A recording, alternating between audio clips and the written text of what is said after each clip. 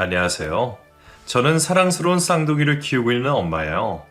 남들은 하나를 키우는 것도 힘든데 둘을 어찌 혼자 키우냐고 안쓰러워했지만 쌍둥이들로 인해 많은 것들이 더 많기에 힘들지 않았어요. 오히려 고마웠어요. 아이들이 없었더라면 아마 저는 너무나 외롭고 힘들어서 세상 밖으로 쉽게 나오지 못했을 거예요. 상처로 얼른씩 제가 다시 일어날 수 있게 신이 저에게 내려준 선물 같았어요. 남편이 죽도록 원망스럽지만 이 선물을 저에게 준 것은 지금 생각하면 고마운 일이네요. 저와 남편은 양가 어머니들을 아시는 분의 소개로 만난 사이였어요. 선자리는 다들 아시다시피 서로 상대방 집안에 대해서 어느 정도 알고 결혼을 전제로 만나는 사이인지라 만난 지 얼마 되지 않아 결혼을 하는 사람들이 많았어요. 저 역시 남편과 만난 지 반년도 되지 않아 결혼식을 올렸어요. 저는 그래도 이 남자에 대해서 조금 더 천천히 알아보고 결혼을 해도 늦지 않다고 생각했지만 양가 부모님은 빨리 결혼을 하길 바라셨어요. 특히나 남편의 부모님이 더 적극적이셨어요. 남편은 처음 만났을 때부터 말수가 적은 사람이었고 웃음이 별로 없는 사람이었어요. 저는 그 점이 내키지 않았어요. 같이 있으면 시간 가는 줄 모르고 재미있는 사람을 만나고 싶었는데 남편은 그러질 못했어요. 항상 만나면 먼저 이야기를 시작하는 것도 저였고 남편은 그저 제가 묻는 말에만 대답을 하는 정도였어요. 약속을 정할 때도 음식을 먹을 때에도 항상 제가 먼저 물어보면 저의 의견을 되묻고 제가 원하는 대로 했어요.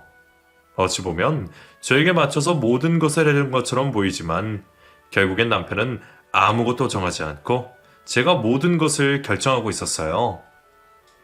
제가 남편의 이런 점 때문에 결혼이 꺼려진다고 말했을 때 부모님은 오히려 남자가 너무 많이 많으면 더 좋지 않다고 말씀하시며 결혼은 서로 맞춰가며 사는 거지 이리저리 다 재고 따지면 결혼 못한다며 크게 못한 것이 없으면 결혼을 하라고 하셨어요.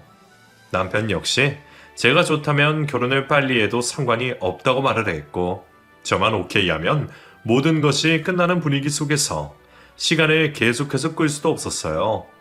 그래서 저도 선을 본 지 몇 개월이 지나지 않아 결혼을 하게 되었어요. 시부모님은 결혼 전부터 저를 아껴주고 위해주시더니 결혼을 하고 나서도 여전히 똑같은 마음으로 저를 대해주셨어요.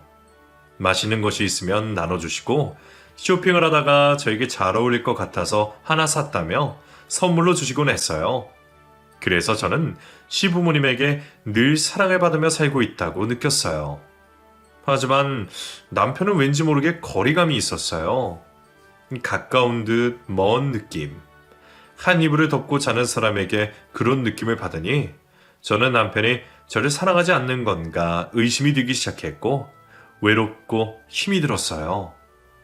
싸운 것도 아닌데 괜히 남편의 기분을 살피고 눈치를 보고 있는 저의 모습에 우울해져만 갔어요. 남편은 신혼 초부터 늘 일이 많다는 핑계로 늦게 들어왔고 피곤하다며 씻고 자기 바빴어요. 저희 부부가 대화를 나누는 시간을 모아보면 하루에 한두 시간 정도밖에 되지 않는 것 같았어요. 누구보다 사랑을 하고 행복한 모습을 하고 있어야 할 신혼인데 딸의 얼굴에 그늘이 져 있으니 어머니도 걱정이 되셨는지 수시로 저에게 안부를 물어봤고 자주 집으로 오셨어요. 그날도 남편이 출근을 하고 아침 먹은 것을 정리하고 거실에 앉아 멍하니 하늘을 바라보고 있는데 초인종이 울렸어요. 어머니였어요. 어머니, 연락도 없이 웬일이세요? 이거 먼저 받아라. 너 좋아하는 반찬 좀 해왔어. 이게 다 반찬이에요? 그래, 마른 반찬 몇 가지 담았더니 이렇게 많을지 누가 알았겠니? 아, 그리고 이건 물김치야. 너 물김치도 좋아하잖아. 어제 담근 거니까 하루 정도 밖에 뒀다가 냉장고에 넣어서 먹으면 될 거야. 이렇게 무거운 거 들고 또 버스 타고 오셨죠? 택시 타라시라니까. 여기까지 거리가 얼마 된다고 택시를 탔니? 돈 아깝게. 전화를 하시죠. 제가 가지러 가면 되는데. 겸사겸사. 너 어떻게 하고 살고 있나 궁금하기도 하고. 늘 똑같죠 뭐. 우선 이거부터 냉장고에 넣어두자. 어머니는 반찬 핑계로 일부러 오신 듯 하셨어요. 어머니가 가져오신 반찬을 냉장고에 정리를 하고 나서 커피를 내려서 한 잔씩 하며 이야기를 나눴어요. 어머니는 안 본 사이에 왜 이렇게 얼굴이 까칠해졌냐며 안쓰러운 눈빛으로 쳐다보셨어요. 저는 가만히 이야기를 하다가 어머니의 눈빛을 보는 순간 눈물이 왈칵 쏟아졌어요.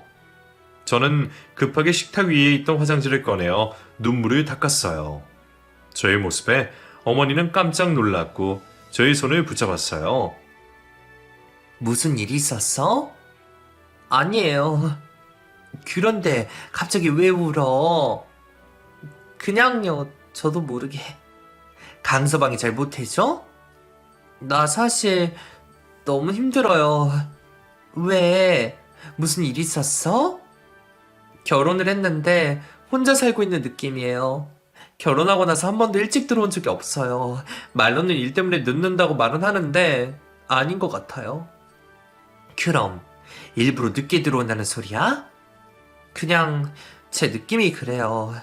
퇴근해서 집에 오면 자기 바쁘고 저랑 대화할 시간이 별로 없어요. 벽 보고 있는 것 같아. 강서방이랑 진지하게 이야기는 해봤어? 아니요. 자존심 상해요. 계속 이렇게 있으면 너만 더 우울해져. 진지하게 네 마음에 대해서 한번 이야기해봐. 계속해서 이렇게 있지 말고, 어? 알았어요. 어머니는 집에 가시기 전까지도 저를 걱정하셨어요. 행복하게 잘 사는 모습을 보여드리고 싶었는데 안 좋은 모습을 보여드린 것 같아 저도 마음이 아파왔어요. 저는 어머니가 가시고 난 후 침대에 누웠어요. 몸이 축 처져 아무것도 할 수가 없었어요. 눈만 멀뚱멀뚱 하얀 천장만 쳐다보았어요. 그럴수록 제 몸은 계속해서 지하 땅굴로 들어가는 느낌이 들었어요. 저는 어머니의 말씀대로 남편에게 제 상황에 대해서 이야기를 해보는 것이 어쩌면 더 나을 수도 있다는 생각이 들었어요. 그날 저녁, 저는 퇴근을 하고 들어오는 남편에게 이야기를 하자며 붙여봤어요. 남편은 피곤하다며 급한 일이 아니면 다음에 이야기하자고 말을 하고는 씻으러 들어갔어요.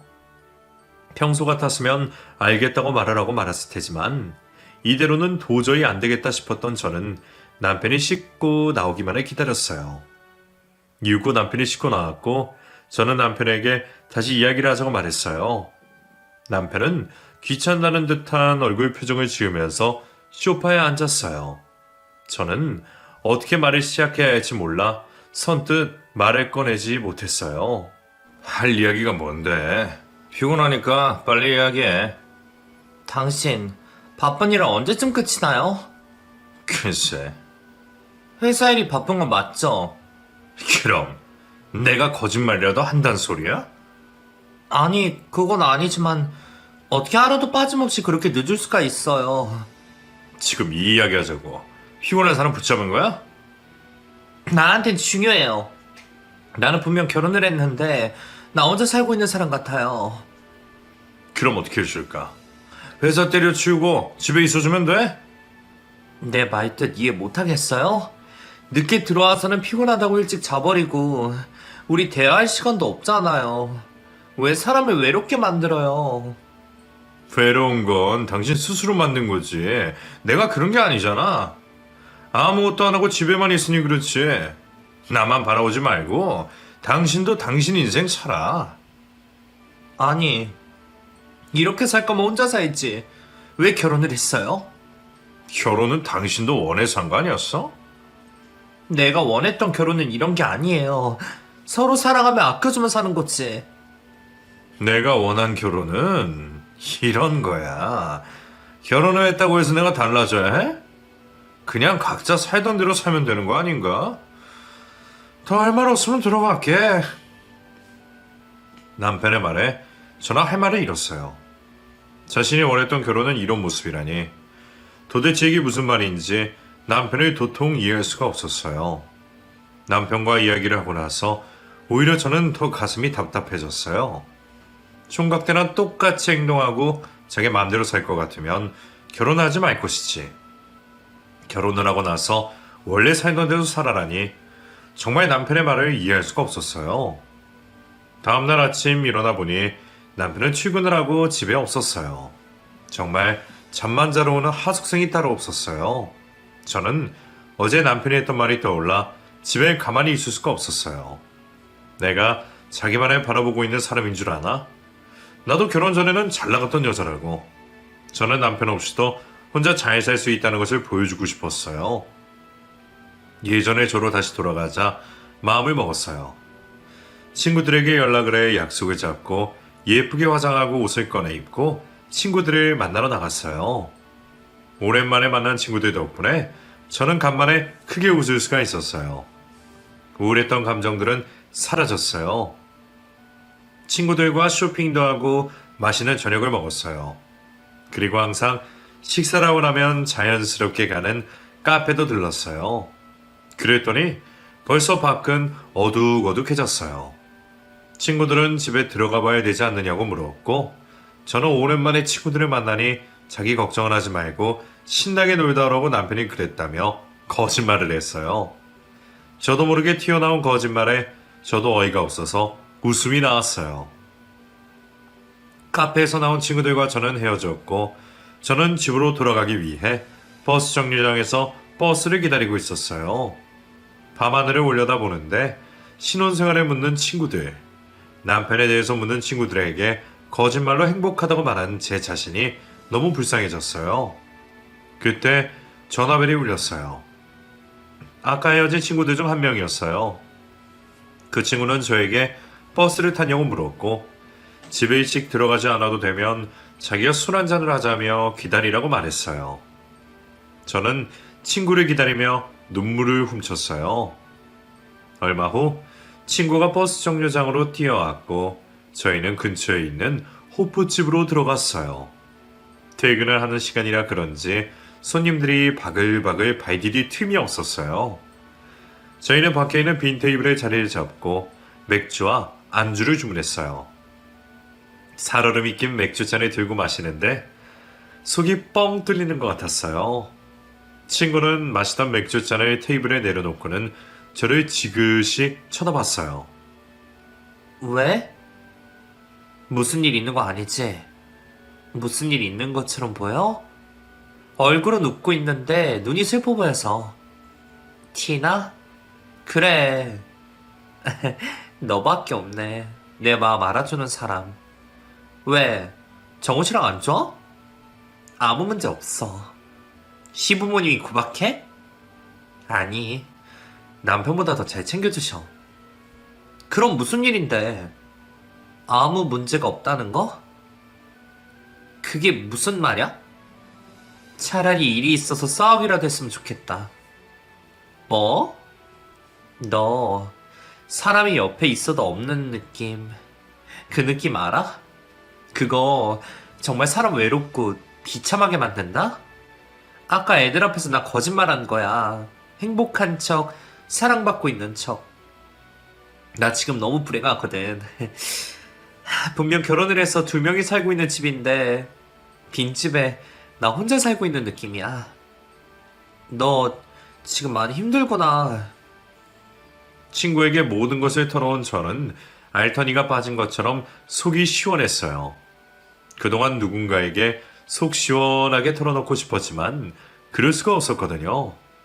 친구는 자신도 그런 적이 있었다며 저를 위로해 주었고, 이런저런 이야기를 하며 술을 마시다 보니 어느새 자정이 되었어요. 친구 남편이 저희를 데리러 와주었고 저는 집까지 편안하게 갈 수 있었어요. 집에 도착한 저는 현관문을 열고 들어갔어요. 남편은 아직 오지 않았는지 집안은 어두컴컴했어요. 저는 불도 켜지 않은 채 곧바로 침대로 향했고 저는 엎드려 엉엉 울었어요. 그리고 저도 모르게 잠이 들고 말았어요. 다음날 아침 저는 토할 것 같은 느낌에 자리에서 일어났고 화장실로 달려갔어요. 그리고 구토를 하고 나왔어요. 누군가가 망치로 제 머리를 치는 것처럼 끼질 듯이 너무 아팠어요. 속도 울렁울렁거리고 몸을 제대로 움직일 수 없을 만큼 힘이 들었어요. 아픈 머리를 쥐어잡고는 거실로 나왔더니 남편이 혼자 아침을 먹고 있었어요. 저는 냉장고 문을 열어 생수를 하나 꺼내 벌컥벌컥 마셨어요. 그런 저를 보고 남편은 밥을 먹다 말고 말을 걸었어요. 당신 어제 술 마셨어? 네, 친구랑요. 적당히 좀 마시지. 오랜만에 만나서 많이 마시는지도 몰랐어요. 집에 술 냄새가 진동하니까 환기 좀 시켜. 지금 당신은 내 걱정을 하는 게 아니라 술 냄새 때문에 그런 거예요? 당신이 스쳐 지나가는 곳마다 술 냄새 때문에 정신이 어지러지래. 당신은 어제 내가 몇 시에 들어온 줄은 알아요? 1시 전엔 들어왔겠지. 당신은 내가 누굴 만나는지 언제 들어온지 관심이 없어요? 각자 자기 인생 사는 거지. 그런 걸 일일이 다 알아야 해? 내가 말해야지. 저는 먹던 생수를 싱크대에 내려놓고는 다시 방으로 들어와 침대에 누웠어요. 뭐 저런 사람이 다 있나 싶을 정도로 어이가 없었어요. 웬일로 저에게 관심을 가져준다 싶었더니 역시 사람은 바뀌는 것이 아니었어요. 저는 남편이 출근을 하든 말든 이불을 뒤집어 쓰고는 하루 종일 잠을 잤어요. 머리가 아파서 중간중간 깨는 바람에 깊이 잠을 자진 못했지만 그래도 저녁이 다 되었을 때쯤엔 머리가 괜찮아지는 듯 했어요. 아팠던 머리가 괜찮아지자 저는 배가 고파졌고 무엇을 먹을까 냉장고 문을 열었다가 뭔가를 해먹기가 귀찮아져 다시 문을 닫았어요. 그리고 해장국을 하나 시켜 먹었어요. 얼큰한 게 들어가니 조금 살 것 같았어요. 한 그릇을 뚝딱 비운 저는 남편의 무관심 속에 계속해서 저 혼자서만 상처를 받는 것을 그만두기로 했어요. 저도 제 인생을 살면서 남편에게 관심을 가지지 않겠다고 다짐을 했어요. 먼저 취미생활을 가져보라는 친구의 조언대로 무엇을 배워볼까 찬찬히 찾아보았어요. 예전부터 도자기 만드는 것이 궁금했던 저는 도예를 배워보기로 하고 공방에 전화를 걸었어요. 강사님은 한번 체험을 해보는 것도 나쁘지 않다며 이야기하셨고 저는 서둘러 준비를 하고 공방으로 갔어요. 다행히 집 가까이 공방이 있어서 바로 갈 수 있었어요. 공방에는 벌써 여러 사람들이 와서 저마다 만들고 있었어요. 저는 강사님이 말씀하시는 대로 따라하긴 했지만 조금만 손을 갖다 대도 금방 찌그러지는 반죽 때문에 힘이 들었어요. 처음이라 익숙치 않아서 그렇다며 강사님은 다시 찬찬히 알려주셨어요. 아직은 힘들지만 하고 나서 뭔가 모를 뿌듯함이 느껴졌어요. 시간도 생각했던 것보다 금방 지나가고 도자기를 만드는 동안에는 아무 잡생각이 들지 않아서 마음이 평온해졌어요. 그리고 거기에서 만난 수강생들과 같이 수업이 끝나고 카페에 들러 차를 마시며 수다를 떨었어요. 그 중에는 저와 마음이 통하는 사람들도 몇몇 있어서 따로 연락을 하며 수업이 없는 날에도 만나서 같이 영화도 보고 점심도 먹으면서 보냈어요. 그렇게 취미생활을 하며 제가 남편에 대한 마음을 조금씩 내려놓기 시작하니 마음이 한결 가벼워졌고 우울했던 마음이 조금씩 사라져갔어요. 진즉에 이렇게 할 걸 왜 그동안 애걸복걸 혼자 마음을 끙끙 앓고 있었는지 후회가 되었어요. 당신 요즘 좋은 일 있어? 아니요? 왜요? 보통 때랑 다른 것 같아서. 내가 어땠길래요? 항상 근심 가득하게 우울한 얼굴 하고 있었잖아. 그런데 지금은 아니라고요? 얼굴이 밝아졌는데? 요새 새로운 취미를 가졌거든요. 뭐? 도자기 공예를 배우러 다니는데 같이 수업받는 사람들도 좋고 나 마음에 들어요. 잘 됐네. 당신이 들고 있는 그 컵도 내가 만든 거예요? 오, 잘 만들었네. 남편의 눈에도 밝아진 저의 모습이 보였는지 저를 신기하게 쳐다보며 제 일상에 관심을 가지는 듯 했으나 그때뿐이었어요. 하지만 저는 남편에게 관심을 받기 위해서 하는 것이 아니라 저 자신이 달라지기 위해서 하는 거라 남편의 이 정도 반응에도 만족했어요.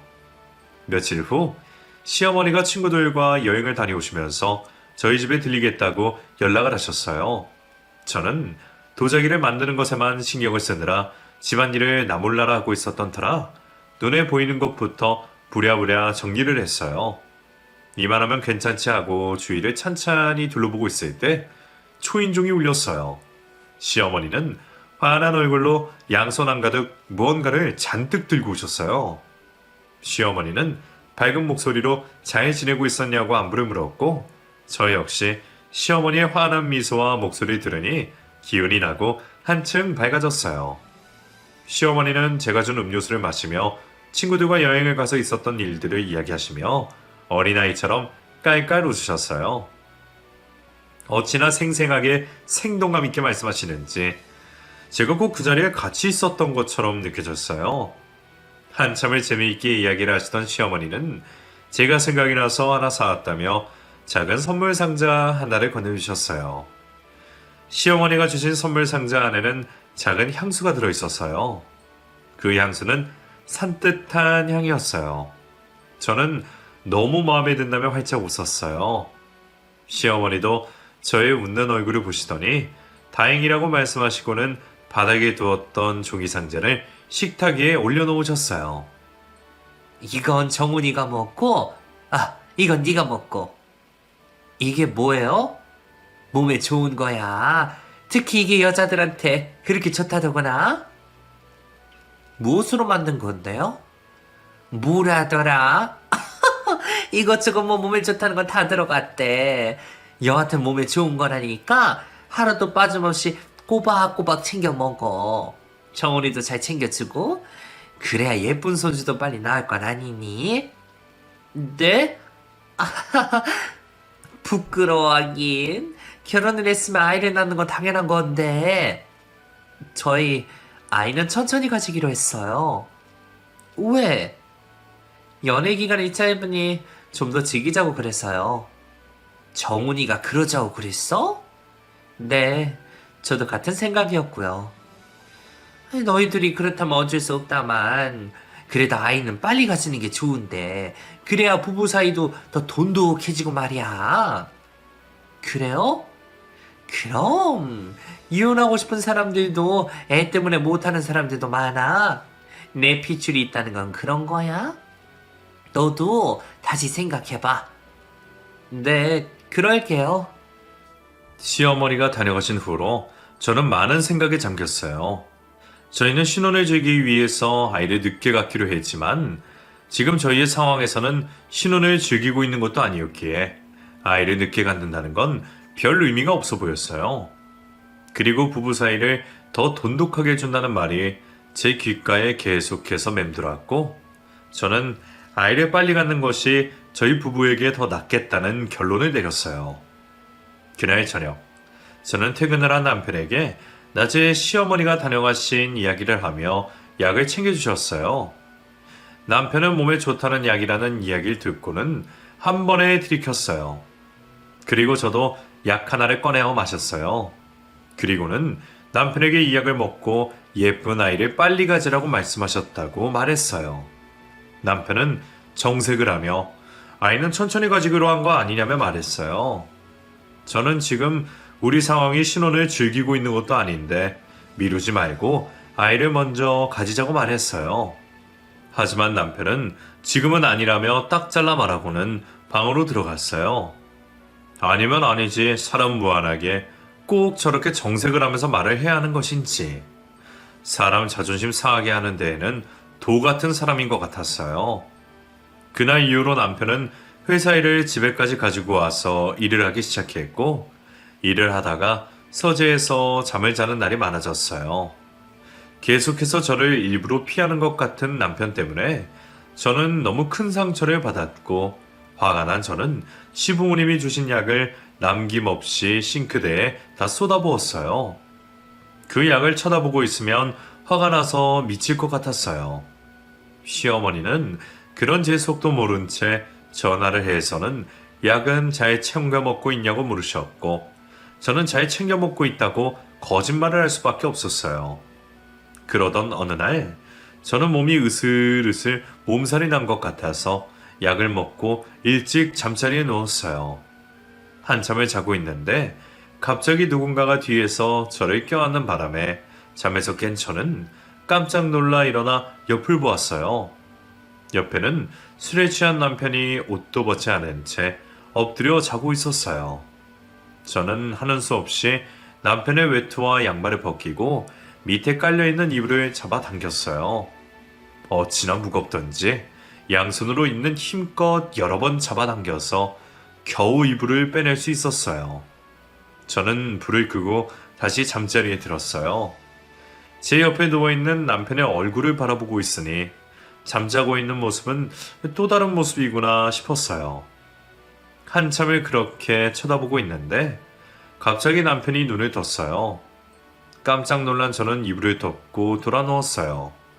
그러자 남편이 저를 끌어당겼고 저에게 키스를 했어요.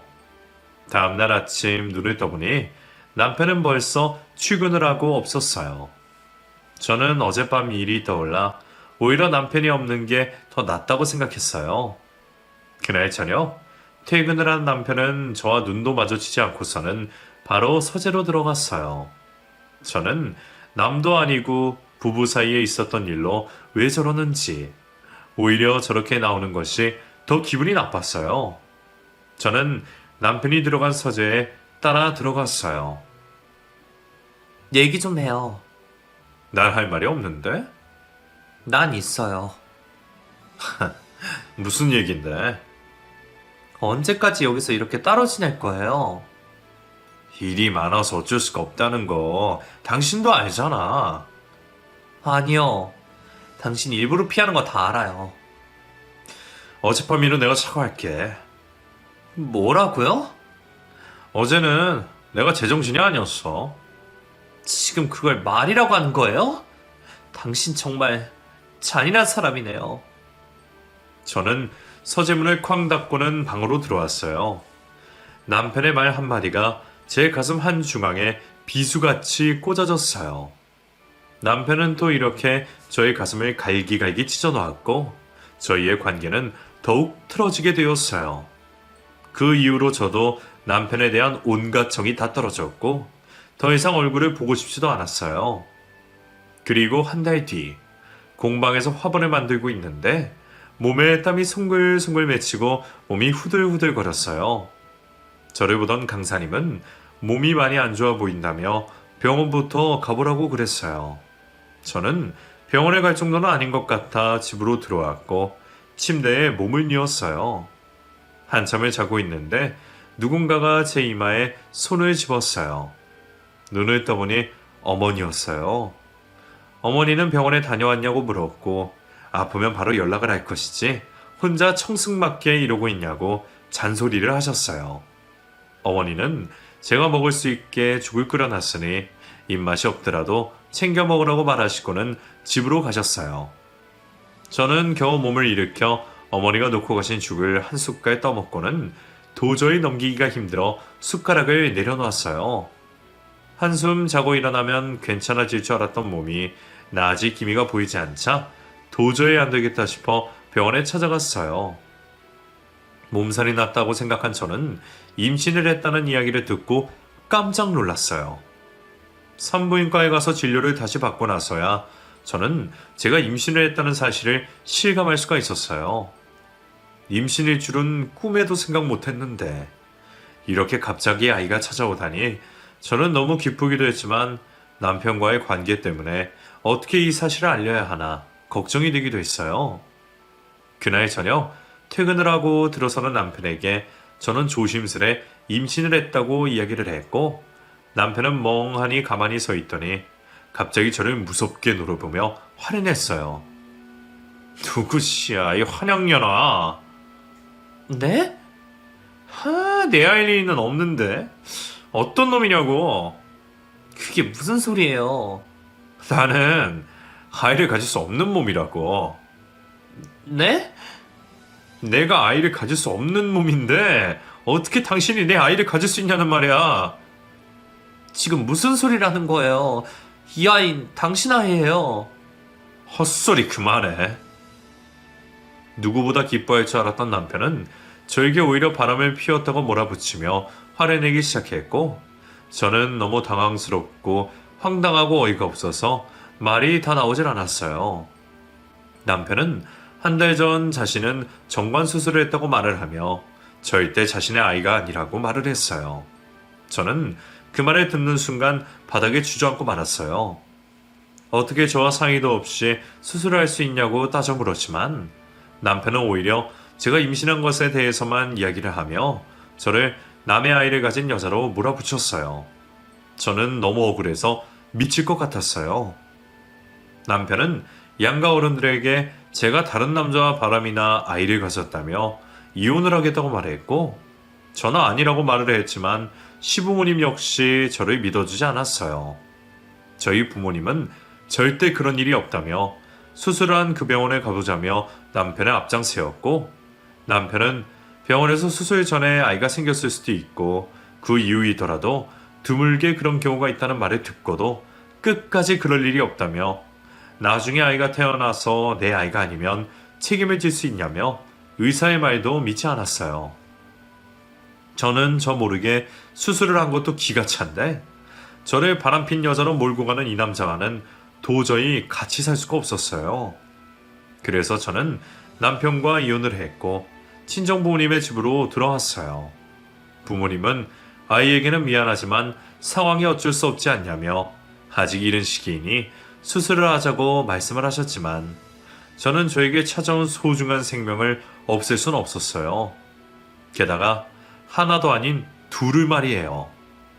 그리고 제 결백을 밝히기 위해서는 꼭 이 아이들을 낳아야 된다고 생각했어요. 저는 끝까지 낳겠다고 고집을 피웠고 부모님도 더 이상 저에게 강요하지 않으셨어요. 저는 뱃속의 아이만을 생각하면서 좋은 것만 보려했고 좋은 것만 들으려고 노력을 했어요. 엄마의 감정을 아이가 다 느낀다는 말에 언제나 조심스럽게 행동했어요. 그렇게 아이들을 위하며 태교에 집중하고 있을 때 친구로부터 남편의 소식을 듣게 되었어요. 저와 이혼한 남편은 한 달도 안 돼 다른 여자와 결혼을 했고 곧 출산을 앞두고 있다는 소리였어요. 저는 그 이야기를 듣고 숨을 쉴 수가 없었어요. 곧 출산을 한다는 소리는 저와 결혼을 하고 있는 와중에 그 여자를 만났다는 것인데 저는 가만히 있을 수가 없었어요. 저는 그 길로 시댁으로 쫓아갔어요. 이혼했으면 끝이지. 여기가 어디라고 찾아와? 너 나랑 결혼 중에 인연 만났니? 내가 당신보다 먼저였어요? 뭐라고요? 아니 인연 뭐란 거야 지금? 네 남자와 나 사이에 당신이 끼어든 거라고요. 무슨 말인지 모르겠어요? 당신은 그냥 이 남자랑 결혼만 한 사이라고. 뭐 이런 미친년이 어디서 주둥아리를 함부로 놀려. 말 다 했어? 아니? 저는 배가 산처럼 불러온 그 여자의 머리카락을 양손으로 움켜잡고는 사정없이 흔들었어요. 그 여자도 이에 질세라 저의 머리통을 붙잡았고 집안은 한순간 아수라장이 되었어요. 남편은 그 여자에게서 저를 떼어내려 안간힘을 썼지만 악에 받쳐 잡고 있는 제 손을 불기란 쉽지 않았어요. 남편의 힘으로도 안 된다는 것을 안 시어머니가 남편과 같이 저희 둘을 떼어놓았고 씩씩거리며 서 있는 저를 데리고는 밖으로 나오셨어요. 그리고는 저에게 너무 미안하다며 사과를 하시며 용서해달라고 말했어요. 저는 무슨 영문인지 몰라 아무 말도 하지 않고 가쁜 숨만 내쉬었어요. 정말 미안하구나. 이게 다 내 잘못이야. 그때 내가 그러지 말았어야 했는데 내가 죽을 년이다 내가. 저는 시어머니가 말씀하시는 이야기를 듣고 깜짝 놀랐어요. 남편과 그 여자는 몇 년 동안 서로 사랑을 했지만 시부모님은 그 여자를 반대했고 결국 견디지 못한 그 여자는 남편을 떠났다고 해요. 그 이후로 폐인처럼 지내는 아들을 차마 보고만 있을 수 없었던 시어머니는 아들을 선자리에 내보냈고 거기에서 만난 저와의 결혼을 서두르게 된 것이었어요. 그리고 저와 이혼을 하고 만삭인 그 여자를 데리고 온 순간 어쩔 수 없이 둘을 허락할 수밖에 없었다고 말했어요. 저와 결혼을 하고 있는 동안 그 여자와 다시 만나고 있을 줄은 꿈에도 생각지 못했다며 자신을 용서해달라고 말했어요. 저는 시어머니의 말을 듣고는 어떠한 말도 할 수가 없었어요. 그저 저 두 사람의 사랑놀이에 제가 놀아났다는 생각밖에 들지 않았어요. 왜 제가 결혼을 하고 나서도 그토록 마음이 공허하고 외로웠는지 알 수 있었어요. 정말 저는 아무 감정이 없는 빈 껍데기하고만 살았던 것이었어요. 저는 그동안 제가 겪었던 수많은 것들이 떠올라 감정을 주체할 수가 없었어요. 숨을 쉬기가 힘든 만큼 고통스러웠어요. 깜짝 놀란 시어머니는 저를 데리고 병원으로 갔고, 저는 안정을 취해야 한다는 말을 듣고는 뱃속에 있는 아이들에게 미안했어요. 제 소식을 듣고 달려오신 어머니는 시어머니를 보자마자 언성을 높이며 싸우셨고, 자초지종을 다 듣고는 화가 나신 아버지는 그 길로 그 집으로 쫓아가 남편을 죽을 만큼 패주고는 다시 병원으로 돌아왔어요. 그리고는 저런 인간들은 신경 쓸 가치가 없는 사람들이라며 앞으로는 뱃속에 있는 아이들만 신경을 쓰라고 위로해 주셨어요. 저는 울지 않으려 애를 썼지만 수도꼭지 틀어놓은 것 마냥 하염없이 눈물이 나왔어요. 어머니는 그런 제 옆에서 손수건으로 눈물을 닦아주었어요. 며칠 동안 입원을 하며 안정을 취한 저는 퇴원을 하고 집으로 다시 돌아왔어요. 남편에 대한 원망도 시부모님에 대한 원망도 모든 것을 잊고 저는 오직 아이들만 생각하며 하루하루를 버텼어요. 쌍둥이라 그런지 배도 어느새 훌쩍 튀어나왔고 매일 배를 쓰다듬으며 책도 읽어주고 노래도 불러주었어요. 매일매일 행복한 마음으로 지내고 있던 어느 날 저는 안타까운 소식을 듣게 되었어요. 너에게 이 이야기를 전하는 게 맞는 건지 모르겠구나. 뭔데요? 강서방 말이야. 강서방은 무슨 이혼한 지가 언젠데요.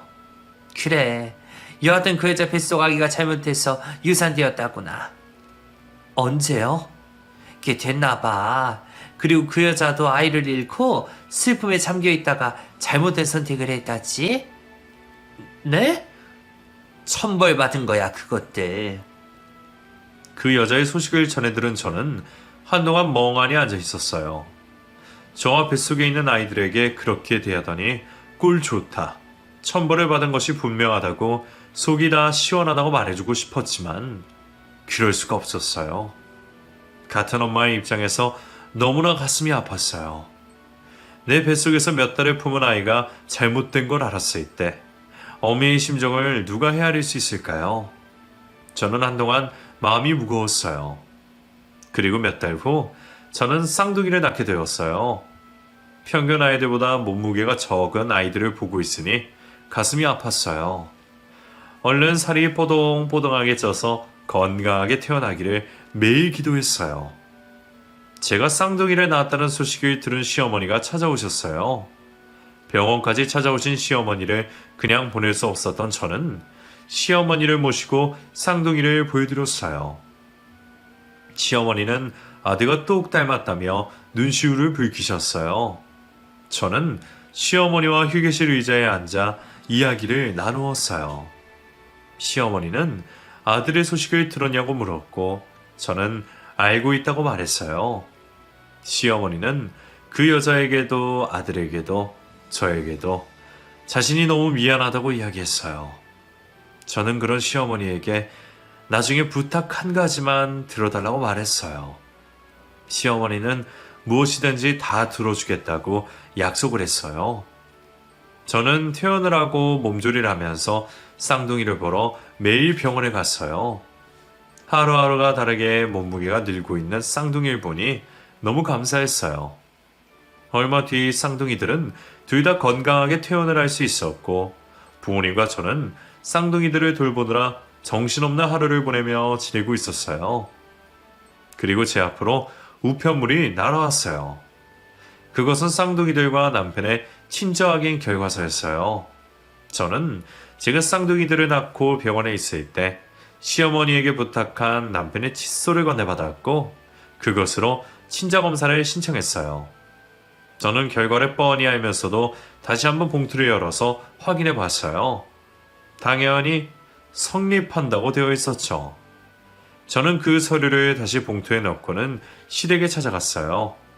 시어머니는 몇 달 새에 더 쇠약해지셨고 남편은 여전히 폐인처럼 지내고 있었어요. 저는 남편에게 서류를 집어 던졌어요. 이게 뭐야? 읽어보면 알 거 아니야. 이게 무슨 말이야? 내가 낳은 아이들이 네 핏줄이라는 확인서다. 뭐? 나는 바람핀 적이 없고 너는 네 자식들 평생 보지도 못한 채 그렇게 폐인처럼 살아. 아이, 잠깐만. 이럴 리가 없잖아. 이제 그것조차도 못 믿겠다고 부정할 거야? 그러던지 말던지. 나는 이제 당신이 믿던 말던 상관없으니까. 저 아이들은 너와는 아무 상관없는 내 아이들이니까. 저는 멍하게 종이만 쳐다보고 있는 남편의 뒤로 한 채 그 집을 나왔어요. 시어머니는 신발도 신지 못하신 채 저를 따라 나오며 저를 붙잡았어요. 잠깐만. 왜 그러세요? 쌍둥이들은 잘 크고 있지? 그건 알아서 뭐 하시게요. 내 손주들인데 내가 어떻게 나 몰라라 하겠니? 어머니 손주들 아니에요. 그게 무슨 소리냐? 분명히 친자라고 되어 있는데. 제 뱃속에 있을 때 아니라고 말씀하셨잖아요. 잊으셨어요? 아니, 그때는 수술을 했다니 그 말을 믿을 수가 없었지. 저는 제 인생을 제 아이들을 부정한 사람들과는 더 이상 말도 섞고 싶지 않아요. 이렇게 확인했다는 건 다시 잘해보려 했던 거 아니냐? 아니요, 절대 아니에요. 저는 제 결백을 확인시켜드린 것 뿐이에요.